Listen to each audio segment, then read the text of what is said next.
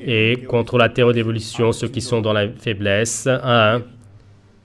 Et en pensant qu'ils parlent de manière très efficace, ils pensent qu'ils répondent donc à la théorie de l'évolution. J'ai vu dans une revue, il demande à sa mère, maman, d'où viennent les singes, les êtres humains des singes, et il dit pourquoi est-ce que ces singes ne sont toujours pas transformés donc en êtres humains, les autres singes? Est-ce que vous pouvez répondre? Non, vous ne pouvez pas répondre. Qui est donc la théorie de Darwin? De toute manière, la théorie de Darwin est finie. C'est-à-dire qui aujourd'hui dit que l'être humain vient du singe, c'est-à-dire il ne reste personne qui soutient la théorie de l'évolution, ce n'est pas la peine de la faire effondrer. Que pensez-vous concernant l'évolution? Qu'est-ce que cela veut dire donc l'évolution? Qu'est-ce que ça veut dire l'évolution? Est-ce que c'est le truc comme quand on vient du singe?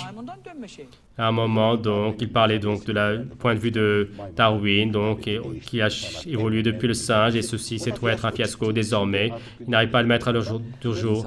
Et ceux qui disent que donc l'être humain vient du singe, et quand on dit d'où vient le singe, désormais ils se taisent. Et donc la nature donc de l'affaire, celui qui le sait, donc peut arriver à faire taire.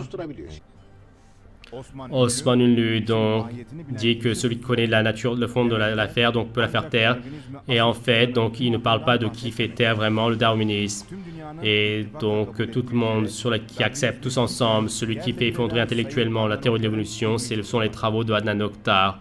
Deuxièmement, et ceux qui s'en remettent à lire la théorie de l'évolution. Donc la théorie de l'évolution, selon moi, c'est une forme de création d'Allah. Donc il faut voir cela selon lui, bien sûr. Et avec la croyance islamique et la création d'Allah, donc avec ce n'est pas une pensée contraire. Allah le Très-Haut, donc, si donc a souhaité que nous évoluions depuis une forme de singe qui peut contester cela, bien sûr c'est faux. Et donc le Coran, donc, n'utilise pas une telle déclaration comme quoi elle crée du néant, donc il a aussi c'est faux. Donc l'être humain est à part, comme Charles Darwin le dit, et cela veut dire qu'il a appris cela de moi. Le Coran et la théorie de l'évolution ne sont pas en conflit selon lui. Et ces personnes, la théorie de l'évolution, donc, ne sont pas au courant que la théorie de l'évolution s'est effondrée scientifiquement et il s'est vu vaincu dès le début.